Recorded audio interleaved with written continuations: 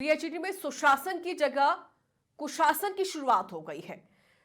सरकार के सुशासन के प्रयासों को खुलेआम रोक रहे भ्रष्ट अधिकारी। नरेगा के 71 गांव की पेयजल योजनाओं में भ्रष्टाचार से जुड़ा पूरा मामला है।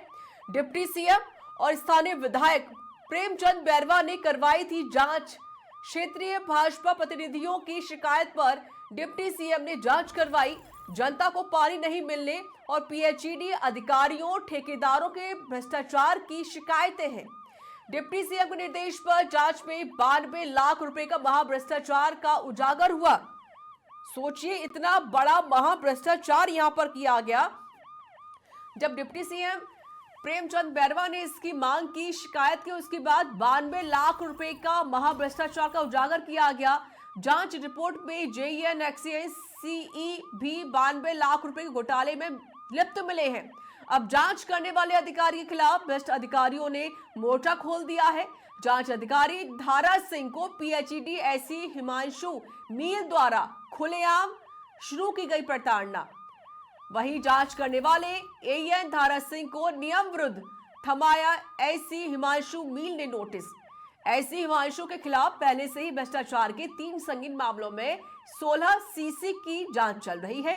हिमांशु मील को राजनीतिक रसूख से नियम विरुद्ध ऐसी पद पर लगाने की शिकायत की गई। जेजेएम में महाभ्रष्टाचार पर केंद्र की नाराजगी के बावजूद एमडी जेजेएम गहरी नींद में। भ्रष्टाचारियों के कारनामों पर पीएचईडी एसीएस अखिल अरोड़ा ने भी साध रखी है चुप्पी। सोचिए कि इतना बड़ा महाभ्रष्टाचार यहां पर किया जा रहा है तो ये खामोशी क्यों है, ये चुप्पी क्यों है? ऐसे कैसे सरकार का जनता को सुशासन देने का वादा पूरा होगा? सरकार भले ही बहुत सारे वादे कर रही हो, सुशासन की बात कही जाती है, लेकिन वो तस्वीर कुछ और ही नजर आती है। जमीन पर कुछ और ही दिखाई दे रहा है। वरिष्ठ संवाददाता राकेश शर्मा हमारे साथ जुड़ गए हैं पूरी जानकारी विस्तार से देने के लिए। राकेश, इतना बड़ा महाभ्रष्टाचार यहां पर किया जा रहा है, 92 लाख रुपए का उजागर यहां पर किया गया, लेकिन जनता तो हो रही है परेशान।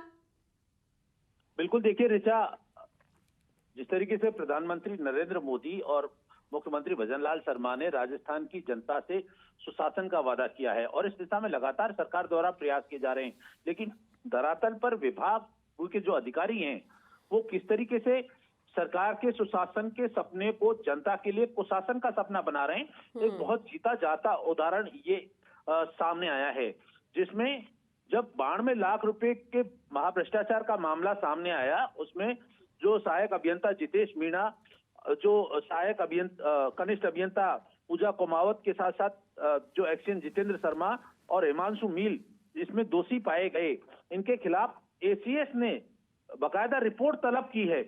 अब एक जो ये भ्रष्टाचारी हैं, भ्रष्टाचार के जो कारनामे करने वाले अधिकारी हैं, अब जो सही जांच करने वाले हैं, चूंकि जांच करवाई थी उप मुख्यमंत्री प्रेमचंद बैरवा ने। अपने क्षेत्र में जो जनप्रतिनिधि हैं उनकी शिकायत थी कि पानी नहीं मिल रहा है और अधिकारी और ठेकेदार बड़ा भ्रष्टाचार कर रहे हैं, तो उप मुख्यमंत्री ने अपने क्षेत्र की जनता की समस्या को ध्यान में रखते हुए अधिकारियों को जांच के निर्देश दिए। जांच हुई, जांच में जब अधिकारियों और ठेकेदारों की पोल खुली तो निश्चित तौर पर अब सरकार के जो मंसूबे हैं कि जनता परेशान होती रहे, लोगों को पानी नहीं मिले, ऐसी प्रयास अब जलदाय विभाग के अधिकारियों द्वारा खुलेआम किए जा रहे हैं।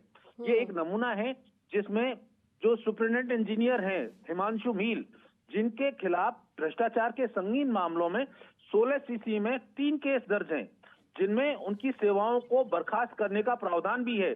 यानी जिनको सेवाओं से बर्खास्त करना चाहिए था वो अब मलाईदार पदों पर बैठ करके जो सही काम करने वाले अधिकारी हैं उनको प्रताड़ित कर रहे हैं। तो सरकार के लिए बेहद ये चिंता का विषय है, गंभीर विषय है कि ऐसे भ्रष्ट अधिकारी अगर ऐसे महत्वपूर्ण पदों पर रहेंगे तो जो सरकार चाहती है कि जनता को सेवाओं का, योजनाओं का लाभ मिले, वो जनता तक नहीं पहुंच पाएगा और ऐसे भ्रष्ट अधिकारी जो है वो कहीं ना कहीं सरकार की योजनाओं पर पानी फेर रहे हैं।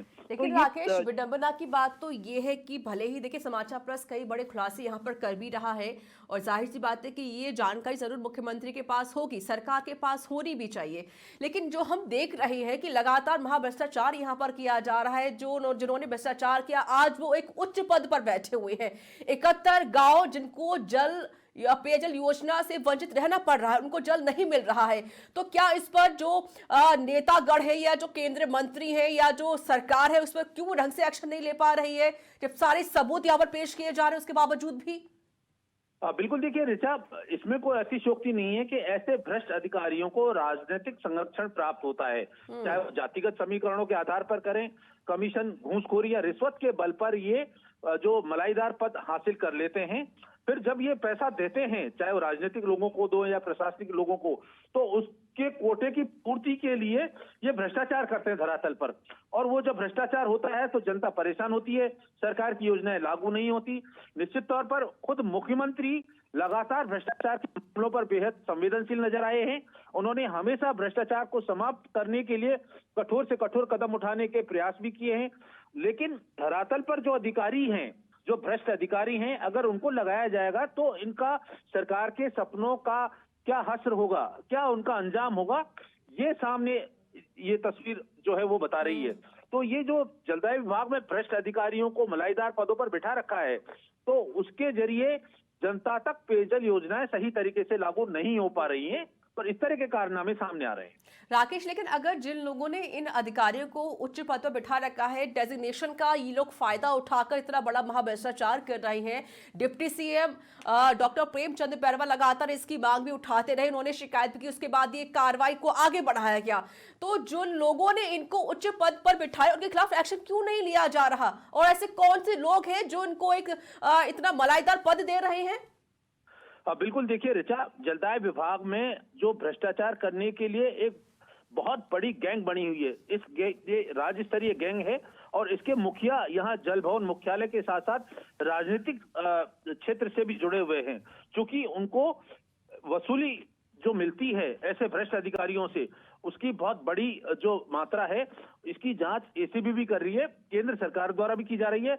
और सबसे बड़ी बात यह है कि खुद प्रधानमंत्री नरेंद्र मोदी ने जल जीवन मिशन में भ्रष्टाचार के मामले को लेकर के राज्य सरकार को सख्त हिदायत दी है कि अगर भ्रष्टाचार जल जीवन मिशन में नहीं रुका, जनता को योजनाओं का फायदा नहीं मिला, तो राज्य सरकार को जो केंद्र द्वारा पैसा दिया जाता है उसको रोक दिया जाएगा। और इससे जलदाय प्रशासन पूरी तरीके से वाकिफ भी है। लेकिन जलदाय प्रशासन और सरकार लगातार भ्रष्टाचार को रोकने के प्रयास का दावा तो करते हैं, लेकिन जो भ्रष्ट अधिकारी हैं वो सरकार के इन दावों की और वादों की पोल खोलते हुए नजर आ रहे हैं। राकेश, देखिए आप ग्राउंड पर मौजूद रहते हैं और पूरी जानकारी जुटाकर भी लेकर आते हैं। समाचार प्रेस लगातार वो प्रूफ के साथ पूरी खबर को प्रसारित भी करता है। आप बातें तो देखिए सरकार तक जाहिर सी बातें पहुंची भी होंगी, लेकिन ऐसा क्या बीच का समाधान निकलना चाहिए कि जो 70 से ज्यादा गांव हैं उन्हें पानी मिल सके और जो महाभ्रष्टाचार के खिलाफ कार्रवाई हो सके? ऋचा जी देखिए, जो 71 गांव हैं, यहाँ की आबादी लगभग 2 साल से परेशान है। पाइपलाइन जगह जगह से फूटी पड़ी है। सरकार द्वारा पाइपलाइन की रिपेयरिंग, पेयजल आपूर्ति के लिए पूरा पैसा दिया जा रहा है, लेकिन इस पैसे का 10% हिस्सा भी इस योजनाओं पर लागू नहीं किया जा रहा। 90% से ज्यादा पैसा भ्रष्टाचार की भेंट चढ़ रहा है। और ये पैसा जो अधिकारी हैं वो ठेकेदारों के साथ साठ गांठ करके, मिली भगत करके लूट रहे हैं। तो अब कहीं ना कहीं जब चुनाव आते हैं तो जनता की नाराजगी सामने आती है और उसका खामियाजा सरकार को भुगतना पड़ता है। तो ये एक नेक्सस बना है भ्रष्टाचार का। ये जो इनके जो आका बैठे हैं, सबसे पहले अगर इन पर गाज नहीं गिराई गई, इनको दूर नहीं किया गया, तो ना तो विभाग की छवि सुधरेगी, ना ही सरकार की छवि में कोई सुधार आ पाएगा।